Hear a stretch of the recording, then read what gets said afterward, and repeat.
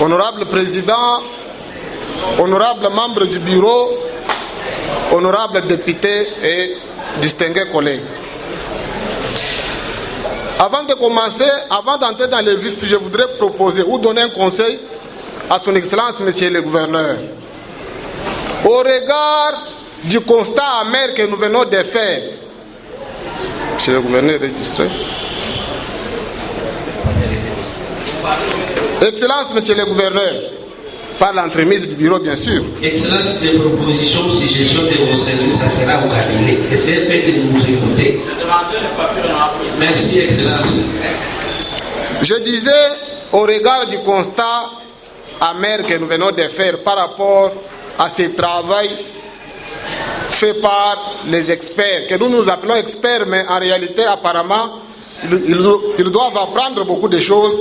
Moi, je vous propose de les sanctionner. Non, s'il vous plaît, ça, c'est aller toucher les pouvoirs extraordinaires.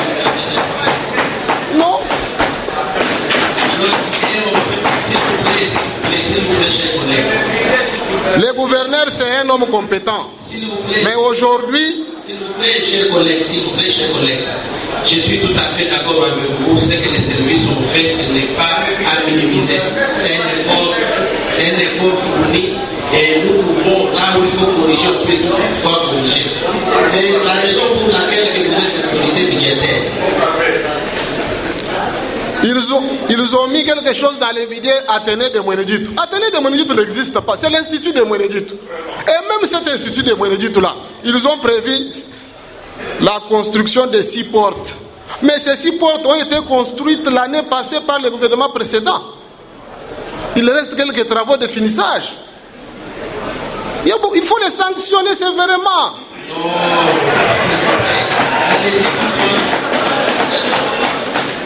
Allez-y tout droit aux observations. Cette équipe a comploté contre la ville de Mweneditu. Comment ça? Il prévoit la construction de l'essentiel de tout ce qui est prévu pour la ville. Ils mettent ça sur le lot des fonds qui proviendraient de la Caisse nationale de péréquation. Alors que nous connaissons tous bien que cette caisse est inopérationnelle, bien que le chef de l'État a déjà nommé les animateurs.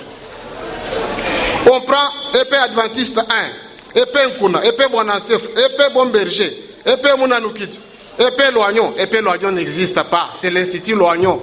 L'école primaire, c'est Moussa Djidji. EP Widiaï, EP Kanen, EP Mouchim, Institut Nkuna, Athénée de Mweneditu, Caisse nationale de péréquation. Toutes ces écoles qui sont prévues pour la ville, maintenant en 2025, si ces fonds ne viennent pas de la Caisse nationale de péréquation, ça signifie qu'en 2025, une ville de plus de 1 300 000 personnes ne verra aucune école construite. Quand nous allons dire que c'est une injustice parce que nous sommes au poumon économique, mais pourquoi vous avez dit comme ça poumon économique? Qu'on dise quoi? C'est la vérité. Moi, je crois que c'est bon pour moi parce que vous êtes vous-même président de la Cour. Non, il faut que je... Non, bien sûr, honorable président, mais il faut qu'on en parle. Mais pourquoi tout le monde a parlé à mon tour? Vous voulez que je me taise parce que je suis de l'école. L'Institut Bondoy, l'école, on ne peut pas citer 3 grandes écoles secondaires à Mweneditu sans citer l'Institut Bondoy, l'école dans laquelle j'ai étudié. Même honorable Cyril a étudié là-bas. Même honorable Wamouchi. Cette école est dans un état de délabrement très avancé. La clôture est tombée.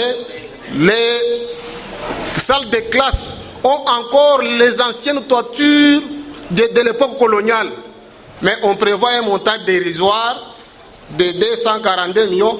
Tout ça sur la Caisse nationale de péréquation. Ça signifie que, parce que je sais, bon, notre souhait, notre vœu est que ces fonds viennent. Mais si ça ne vient pas, ça sera zéro. L'achèvement de l'hôpital Tchamal, la collègue qui est passée a brossé quelque chose là-bas. Je suis allé dans le cadre de mes vacances parlementaires à l'hôpital général de référence de Tchamala. Le médecin directeur me dit ceci. On avait acclamé quand ce projet est venu. Mais les gens sont en train de pleurer. Pourquoi? Les gens qui sont venus pour exécuter les projets ont détruit d'abord les bâtiments qui existaient pour construire les nouveaux hôpitaux. Mais actuellement, tous les services qui travaillent dans les bâtiments détruits sont dans une promiscuité terrible. Ils se sont entassés dans d'autres bureaux. Avec tout ce que nous pouvons voir comme conséquence. Ça a créé aussi l'insécurité parce que ces murs abandonnés là, qu'est-ce que les gens de l'environ font? Les soirs, il suffit qu'un taximène ou un homme attrape une fille, il l'amène là-bas. Les voleurs volent, ils viennent cacher les histoires là-bas. Et ces bâtiments-là cachent même la visibilité de l'hôpital actuellement parce que les bâtiments qui fonctionnent maintenant sont derrière. Et les bâtiments inachevés est devant. Mais c'est sur quelle route qui est en train d'être asphaltée? La nationale numéro 1. En tout cas, Excellence, Monsieur le Gouverneur, en 2025, il faut, même si c'est un montant dérisoire de 350 millions, ça ne doit pas suffire. Il faut que l'hôpital de Tchamala, pour que la population de Mwenedit, pour moi économique, je le dis à haute voix, se sentent protégés, se sentent pris en compte par le gouvernement provincial. Il faut que cet hôpital soit achevé. J'ai vu même on a prévu l'érection d'une clôture pour cet hôpital.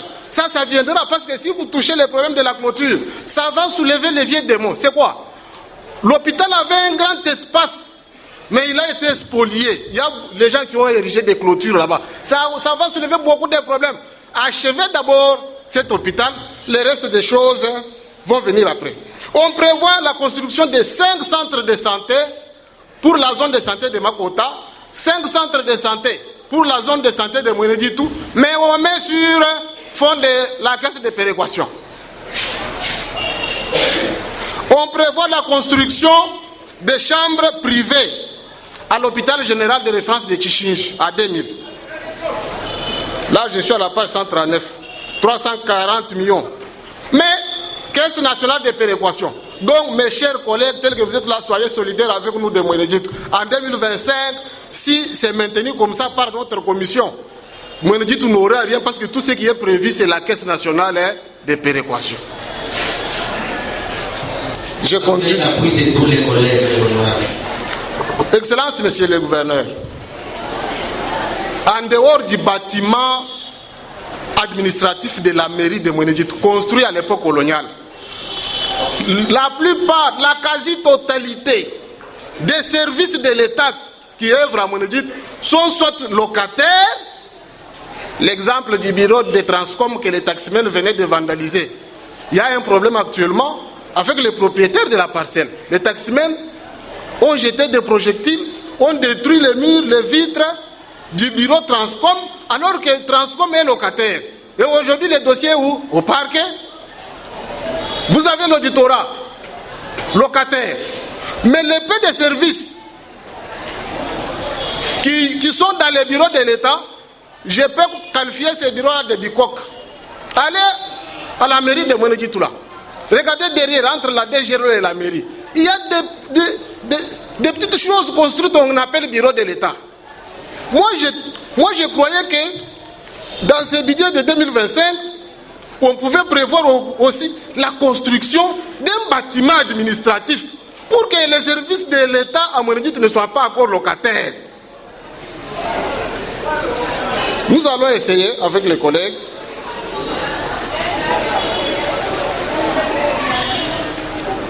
permettez quand même au dernier de placer son petit mot.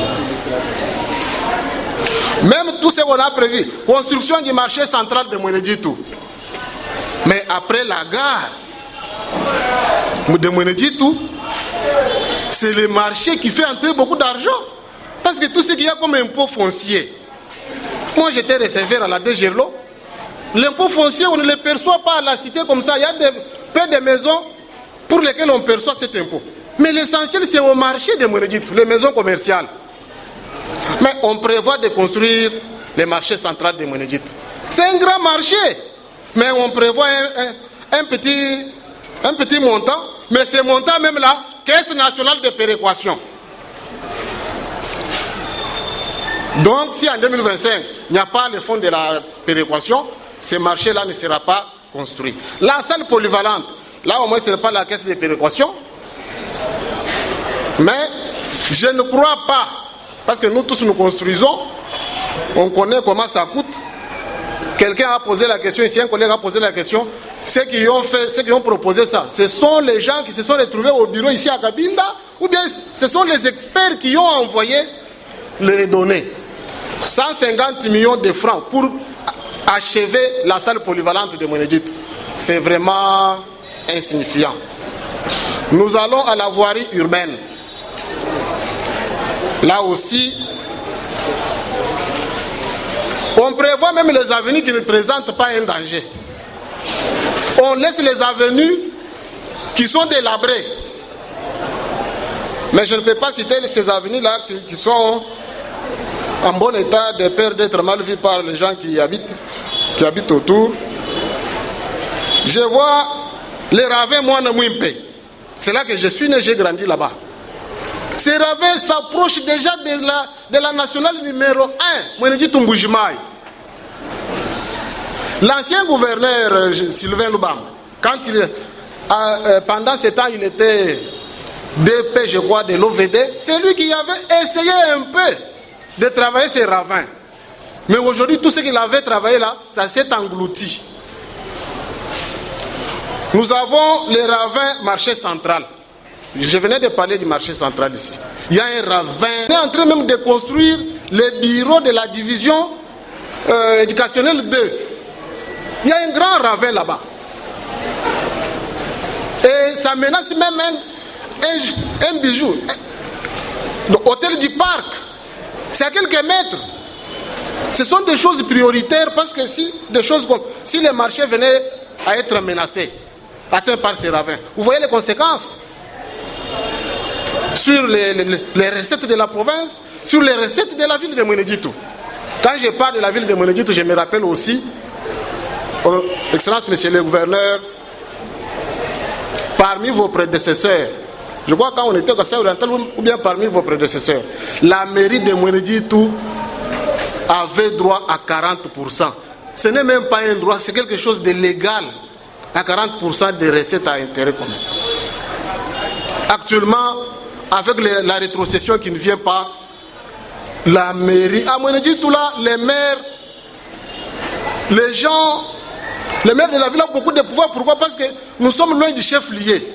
Tout ce qui arrive, les militaires qui viennent de Kanang en transit vers, quand ils ont un problème en gare, quand ils n'ont pas à manger, quand ils sont malades, ils meurent même là-bas en gare. C'est les maires qui interviennent. Avec quels moyens? Les commerçants souffrent de la taxe, de la double taxation par rapport à la taxe d'expertise en gare. Dans les temps, on prenait 9 francs. Dans les 9 francs là, il y avait la part pour la ville et la part pour la province. Mais actuellement, la province est accaparée de tout. Et la mairie aussi, parce que c'est une taxe aussi pour la mairie. Mais les faits générateurs sont différents. Qu'est-ce que la mairie fait? La mairie a aussi imposé son taux, ce qui fait que les commerçants qui déchargent en gare les frétins ou les maïs se voient obligés de payer et pour la province et pour la mairie. La province avec 9, la mairie aussi 4. Vous voyez comment ça pèse sur les commerçants. Nous allons essayer encore de voir ça dans notre budget. C'est un cas général dans toutes les écoles. Mais la province prévoit d'étendre les réseaux de distribution d'eau.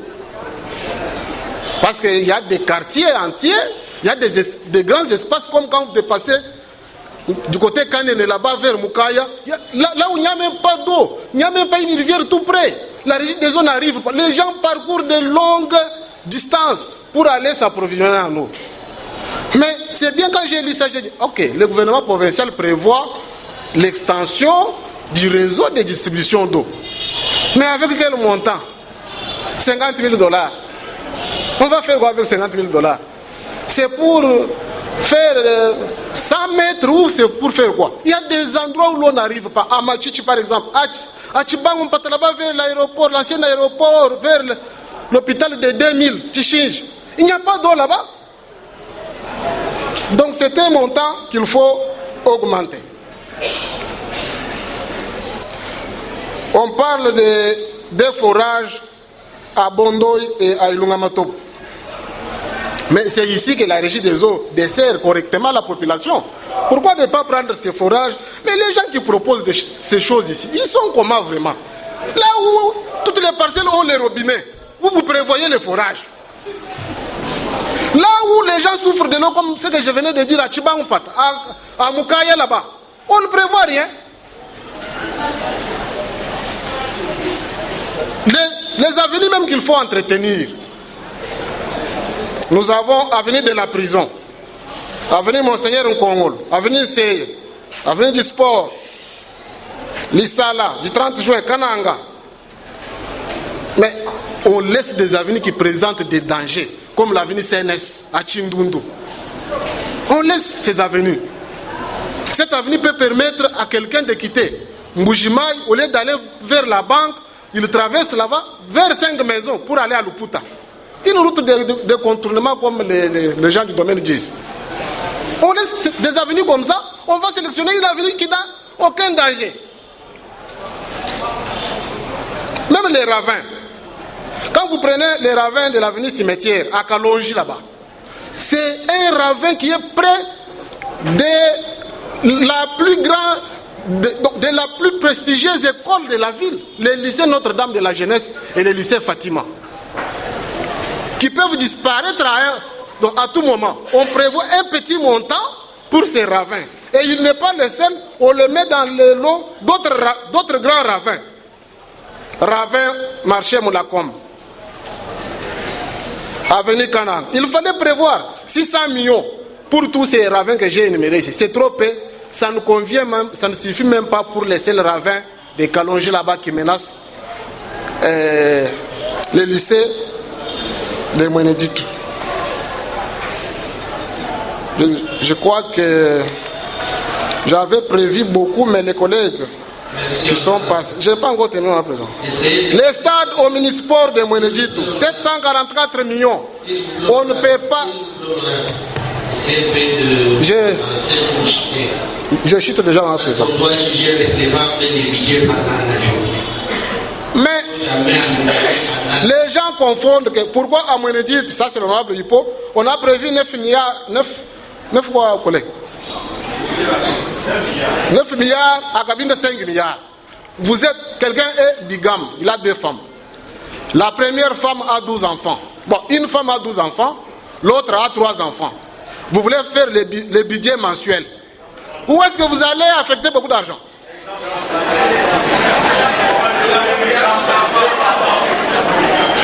Celle-ci a 12 enfants, l'autre a 3 enfants. Où est-ce que vous allez affecter beaucoup d'argent? Ah, vous dites qu'il y a beaucoup de problèmes. C'est la question que l'excellence va réfléchir et on peut vous répondre. Alors, on n'a même pas prévu la prison de Mweneditu ici. C'est Mouroir. Je parle du stade omnisport qui est prévu pour la ville de Mweneditu.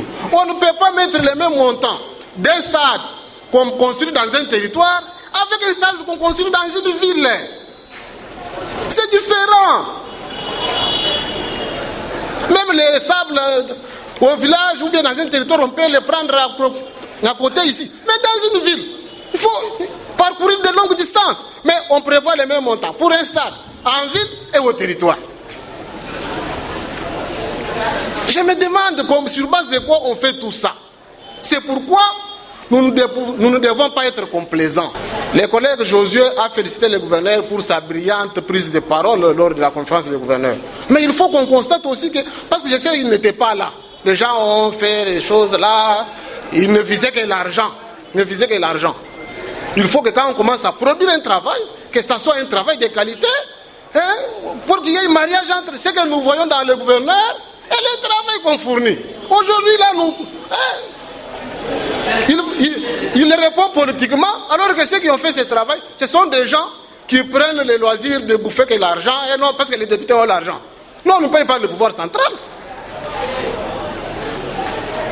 Bon, honorable président.